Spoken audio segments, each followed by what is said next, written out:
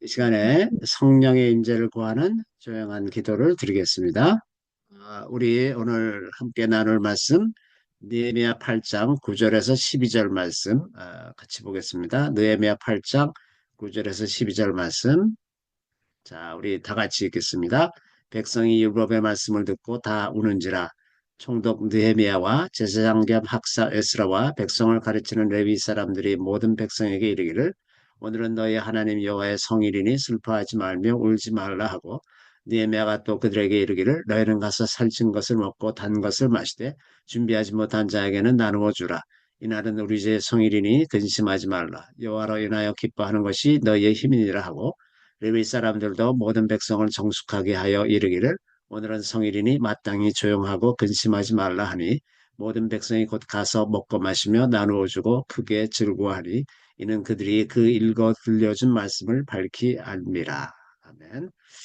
저는 오늘 이 말씀으로 기뻐하게 하소서라는 제목으로 잠시 말씀을 나누겠습니다. 이제 느헤미야가 많은 방해에도 불구하고 성벽 공사를 계속해서 마침내 52일 이제 되는 날에 이제 성벽 공사가 완료가 됐습니다. 그때가 이제 엘룰월 25일이었다고 기록하고 있습니다. 그러니까 나팔절이 오게 한 5일 전쯤에 이제 완성이 된 거죠. 그래서 이제 문을 달고 그 문지기와 노래하는 자들과 레위인들을 다 세우고, 또 하나니아를 세워서 예루살렘을 다스리도록 그렇게 이제 행정적인 정비를 다 하게 됐습니다. 하지만 그 아직 그 예루살렘에 사는 인구가 적었기 때문에 그 예루살렘 성을 방어하기 위해서 성문을 늦게 열고 일찍 닫도록 그렇게 했고, 또 성벽에 가까이 사는 사람들은 자기 가까운 성벽을 파수하도록 이렇게 다 조치를 했습니다. 그래서 이제 그 일단 낙성을 기념하는 그 예배가 이제 나팔절에 드려지게 됐죠. 그래서 일곱째 달이 되니까 이제 모든 백성들이 수문학 광장에 모여서 이제 학사 에스라에게 율법책을 가져오라 이렇게 얘기를 해가지고, 이제 에스라가 단위에 서서 회중 앞에서 낭독을 하게 됐죠. 새벽부터 정오까지 했다고 그렇습니다. 아마 한 대여섯 시간 이렇게 이제 계속되었겠죠. 에스라가 이제 단에 올라가서 책을 펴니까 모든 백성들이 이제 제자리에서 일어났고, 또 에스라가 위대하신 하나님 여호와를 송축하니까 모든 백성들이 손을 들고 아멘 아멘 하고서 그대로 땅에 엎드려서 하나님을 경배했다고 이렇게 기록하고 있습니다. 아주 굉장히 그 엄청난 그 은혜로운 장면이었을 것 같습니다. 왜냐하면 아마도 오랫동안 이스라엘 백성들이 이렇게 포로에서 돌아와서 여기저기 흩어져 살긴 했지만은, 그 예루살렘 성이 다 회파돼서 제대로 모일 수도 없고, 모였을 때 대적이 와서 에워싸고 노략질을 할 수도 있고 이러니까 이렇게 제대로 모인 적이 별로 없었을 텐데, 정말 감동적인 순간이죠. 이렇게 성벽을 다 쌓고 안전한 상태에서 모여서 예배를 드리는 이 날이 얼마나 놀라웠겠습니까? 그리고 이제 에스라가 그 성경을 쭉 그 낭독을 하면, 그 레위인들이 이제 유대인들 사이를 다니면서 말씀을 다 깨닫게 했습니다. 그래서 에스라가 낭독하고 레위인들이 다니면서 해설을 해주고, 그래서 사람들이 깨닫고, 그래서 이제 그랬더니 이스라엘 백성들이 그 율법의 말씀을 듣고 다 울었다고 했습니다. 얼마 만에 그 율법을 들어보는 말씀이었겠습니까? 그 조상들로부터 구전되는 그런 내용들은 좀 단편적으로 들어서 알고 있었지만, 이렇게 말씀을 전체적으로 쭉그 들을 수 있는 기회가 거의 없었는데, 이렇게 말씀을 다 들으니까 너무나 감동해서 이제 울었겠죠.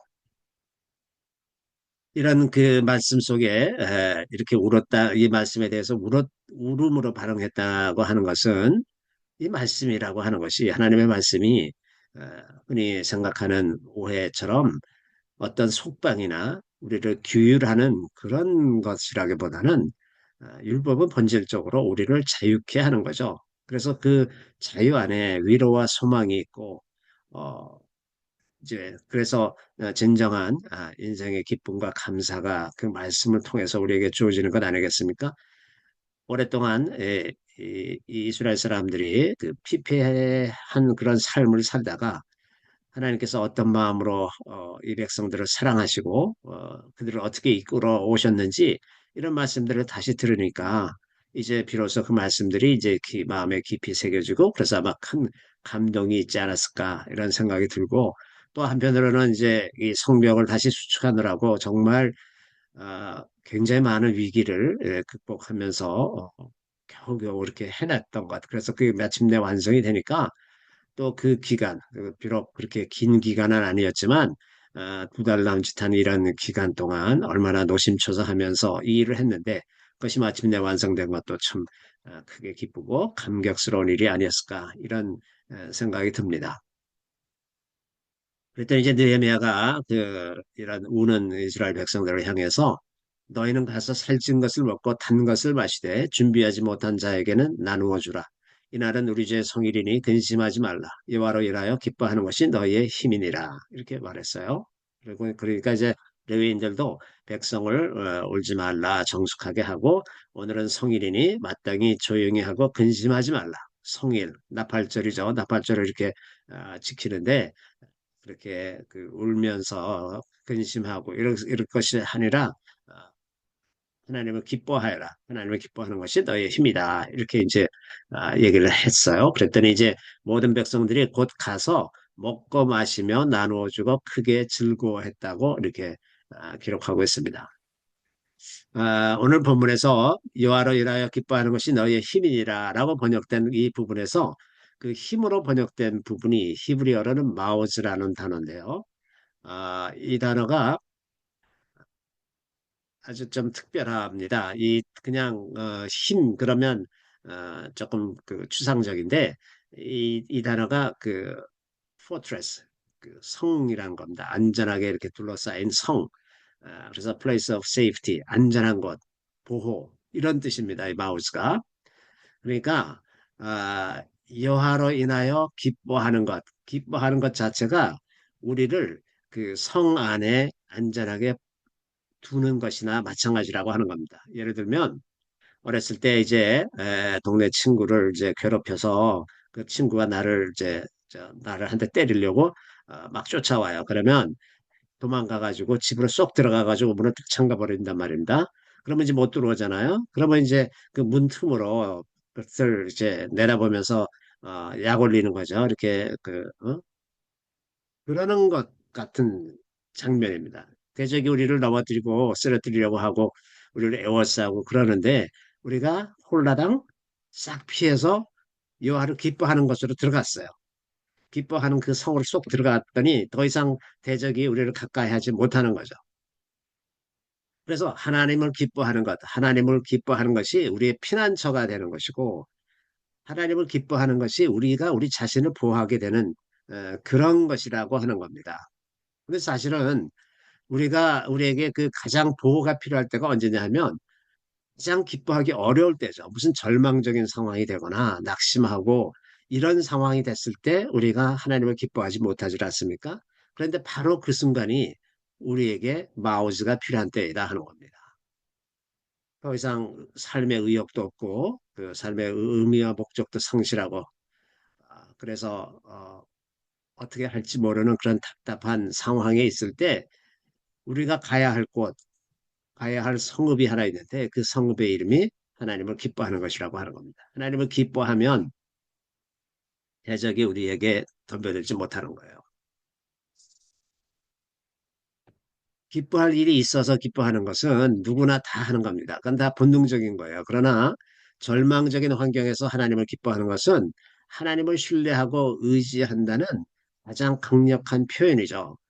이렇게 기쁨으로 우리의 믿음을 표현할 때 영적 세계에서 어떤 일이 일어나냐 하면 천사들이 우리를 위해서 일하기 시작하는 겁니다. 그러면 이제 대적이 물러가게 되는 거죠.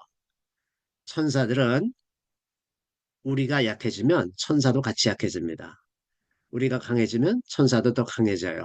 그럼 왜 천사가 필요하냐? 천사는 그 영적인 힘에 있어서 우리가 일의 힘을 가지고 있다면 천사는 1000배의 힘을 가지고 10,000배의 힘을 가지고 우리를 돕기 때문에 그렇죠. 그러나 우리가 믿음이 없고 의심하고 마음이 흔들리면 천사도 어떻게 할 수가 없어요. 그런데 우리가 믿음으로 여호와를 기뻐하는 그 마음으로 들어가면 천사가 우리를 위해서 일하기 시작한다고 하는 겁니다. 그래서 하나님을 기뻐하는 것은 미래를 하나님께 의탁하고 그 과정과 결과가 어떠하든 그것을 기쁨으로 받아들이고 궁극적인 승리와 삶이 완성된다고 믿는 것입니다. 미래에 대한 소망이 없으면 여호와를 기뻐할 수가 없어요. 불안하고 두렵기 때문에. 그러나 우리 미래를 하나님께 완전히 의탁하고 그것이 어떤 선한 길로 가는지를 우리가 알고 있기 때문에 그래서 하나님을 기뻐하는 거죠. 기쁨과 감사를 표현하는 것도 그래서 하나님 기쁨과 함께 감사를 표현하는 것도 이제 하나님에 대한 신뢰를 나타내는 것입니다. 그래서 바울은 항상 기뻐하라, 쉬지 말고 기도하라, 범사에 감사하라 이렇게 권면하죠. 또 기뻐한다는 것은 우리가 눈에 보이는 것에 지배당하고 있지 않다는 표현입니다. 눈에 보이는 것에는 항상 우리를 두렵게 하고 우리를 하나님으로부터 멀어지고 우리 마음이 위축되게 하는 그런 요소들로 가득 차 있죠. 그런데 그런 외적인 요소에 의해서 우리 마음이 흔들리지 않고 지배당하지 않고 기뻐하는 겁니다. 그것은 더 이상 이 눈에 보이는 것들이 우리의 영혼과 우리의 마음을 주장하지 못한다고 하는 표현이죠. 그것이 믿음이다 하는 겁니다. 이렇게 그 사랑이 이 사랑도 그 표현이 돼야 사랑 아닙니까? 그 마음으로만 사랑하고 있으면 아무 일도 안 일어나죠. 짝사랑하고 있으면 아무 일도 안 일어납니다. 사랑이 표현이 돼야 뭔가 일어나는데 기쁨도 마찬가지로 표현이 되어야 되는 거죠. 그래서 마음으로만 기뻐하는 것으로 충분치 않죠. 그래서 유대인들이 느헤미야와 그 레위인들의 말을 듣고 가서 먹고 마시며 나누어지고 크게 즐거워했다 그랬습니다. 여호와를 기뻐하는 것이 너희 힘이니라 그 말을 듣고 가서 기뻐하는 겁니다.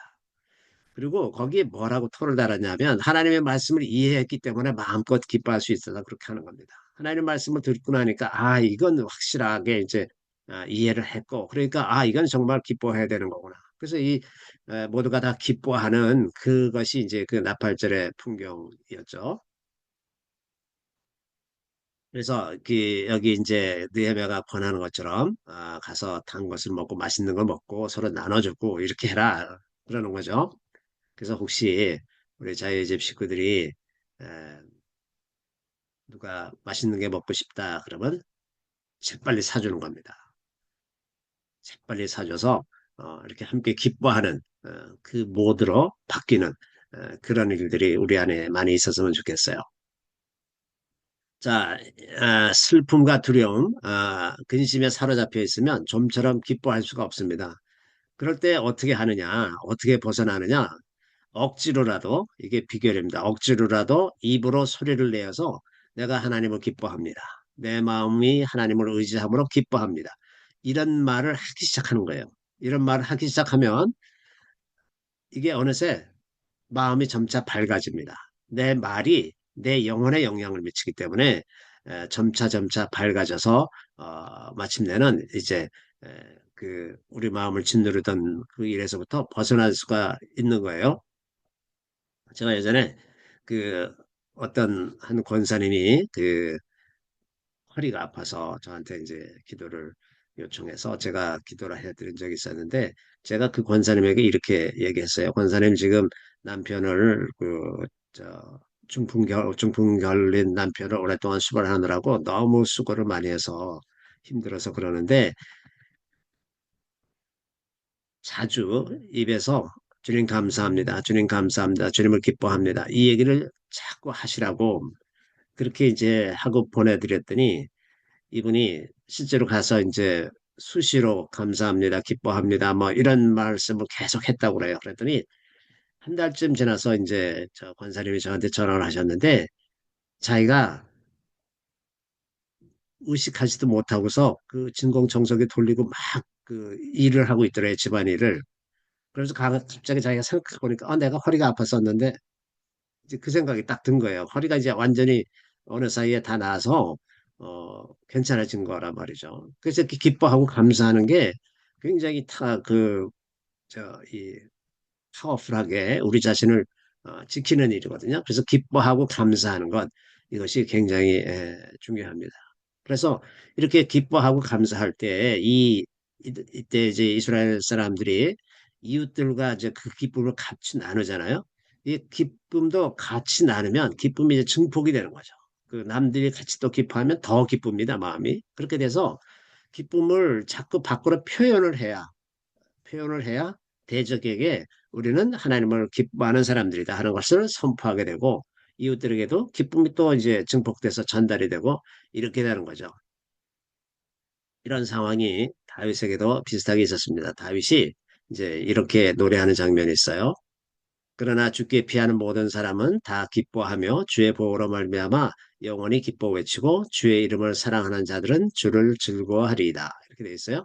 자, 여기 보면 지금 다윗이 지금 주님께 피하는데 주님께 피할 상황이 생긴 거죠. 지금 굉장히 어렵고 힘든 상황이 생겼는데 주님께 피하자마자 그냥 기뻐하는 상황으로 바뀐 겁니다. 다 기뻐하며 주의 보호로 말미암아 영원히 기뻐 외치고 다 이렇게 군급한 상황, 아주 곤경에 처해 있을 때 주님께 피함으로써 다시 기쁨을 회복하는 이런 일들이 일어나는 것이죠. 자, 솔로몬이 이렇게 노래합니다. 사람들이 사는 동안에 기뻐하며 선을 행하는 것보다 더 나은 것이 없는 줄을 내가 알았고, 자, 살아가면서 기뻐하면서 선행을 하는 것, 이것보다 더 좋은 일이 없다. 사는 게 이게 이렇게 사는 것이 최고다. 그래서 기쁨은 우리가 살아가는 동안 누리는 하나님의 선물이죠. 기쁨은 그래서 환경에서 오는 것이 아니라 하나님과의 관계에서 오는 겁니다. 관계가 하나님과 완전하게 서 있을 때 저절로 우리 마음이 기쁘고 우리의 모든 것이 다 하나님 안에 있다는 것을 알고 우리의 결말도 알기 때문에 에, 우리의 마음을 짓누르고 우리의 기쁨을 빼앗아갈 것이 아무것도 없다고 하는 겁니다. 그래서 하나님을 아는 자들만이 이러한 기쁨을 아는 것이고 이 기쁨은 돈이나 권력으로도 살 수 없는 기쁨이죠. 그리고 이렇게 기뻐하는 사람들은 결국은 그 인생의 결말을 알면서 살아가는 사람들이죠. 두렵고 어두운 미래가 있다면 기뻐할 수가 없는데 미래에 대한 두려움에서 해방되었기 때문에 우리가 기뻐할 수 있다고 하는 겁니다. 바울은 그 빌립보 교인들에게 기뻐하라고 권면합니다. 주 안에서 항상 기뻐하라. 내가 다시 말하노니 기뻐하라. 너희 관용을 모든 사람에게 알게 하라. 주께서 가까우시니라. 아무것도 염려하지 말고 다만 모든 일에 기도와 간구로 너희 구할 것을 감사함으로 하나님께 아뢰라. 그리하면 모든 지각에 뛰어난 하나님의 평강이 그리스도 예수 안에서 너희 마음과 생각을 지키시리라. 이렇게 권면하죠. 결말을 아는 사람들은 지금 바울이 권하는 것처럼 관용할 수가 있습니다. 우리가 우리의 나중을 알기 때문에 우리가 자기 스스로를 지키기 위해서 같이 애쓸 필요가 없습니다. 그래서 이웃에 대해서 훨씬 더 넉넉한 마음을 가질 수가 있게 되는 거죠. 그러면 항상 기뻐하면 그리고 구할 것이 있으면 기도와 간구로 감사함으로 하나님께 아뢰면 실제로 보면 모든 지각에 뛰어난 하나님의 평강. 이 번역이 좀 어렵게 되어 있는데 우리가 이해할 수 없는 하나님의 평안이란 뜻입니다. 우리가 이해할 수 없는 하나님의 평안이 우리의 마음과 생각을 지켜주신다는 거예요. 그래서 기도 응답은 마음의 평안으로 옵니다. 언제나 마음의 평안으로 옵니다. 그 마음의 평안으로 온다는 뜻은 우리가 원하고 바라는 대로 하나님께서 응답하신다는 뜻이 아니라 하나님께서 우리를 지키고 계시다는 뜻이죠. 그래서 우리가 생각하는 것과 다른 방법으로 하나님이 응답하실 수가 있어요. 그리고 다른 때에 응답하실 수도 있습니다. 그래서 그 기다리는 시간이 굉장히 많이 길어질 수도 있지만 그럼에도 불구하고 하나님께서 우리를 지키고 계시다는 것, 확실하게 지키고 계시다는 것, 그것이 우리에게 주시는 평안이다 하는 겁니다.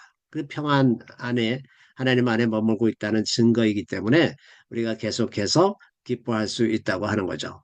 그래서 우리가 이 시대와 같이 어둠이 점점 짙어지고 악한 영들의 활동이 크게 증가하는 이 시대에 우리가 앞을 내다볼 수 없을 만큼 사람들이 굉장히 두려워하고 불안해하는 이런 시대에 하나님께서 우리와 함께 계시고 우리를 돕고 계신다는 것, 이 사실을 잊지 않으면 우리는 이 기쁨을 놓치지 않고 살아갈 수 있을 것입니다. 그래서 그 확신을 표현하는 이 기쁨이 우리의 마우즈가 된다고 하는 겁니다. 우리를 안전하게 보호하는 성이 된다고 하는 거예요. 그래서 이 기쁨의 능력을 잃지 말고 믿음의 경주를 끝까지 다하는 우리 모두가 다 되기를 바랍니다. 우리가 이 시간에 다 같이 기도를 할 텐데요. 환란 역경 가운데 기쁨을 잃지 않게 하소서. 앞으로 다가올 세계는 정말 우리가 상상하지 못했던 일들이 많이 일어날 텐데 그런 가운데서도 우리가 기쁨을 잃지 않도록 그리고 기쁨으로 관용을 베풀고 서로 사랑하게 하여 주시옵소서. 요 하나님의 선하심을 맛보아 알게 하여 주시옵소서. 우리가 하나님의 선하심을 맛보아하지 못했기 때문에 두려워하고 불안해하는 그런 경우가 많죠. 근데 사실은 맛보아 알지 못한 것이 아니라 하나님께서 이미 해주신 것을 깨닫지 못하는 경우가 더 많아요, 사실은. 그래서 그런 것들을 좀 더 잘 깨달아서 하나님께서 어떻게 우리의 삶을 지금까지 보호해 오셨는지 그런 것도 우리가 깨달을 수 있는 그런 은혜가 있으면 좋겠다는 생각을 듭니다. 또 마지막으로 이스라엘 간 일본을 비롯해서 전 세계에서 큰 추수가 일어나도록 이렇게 우리 같이 통성으로 기도하겠습니다.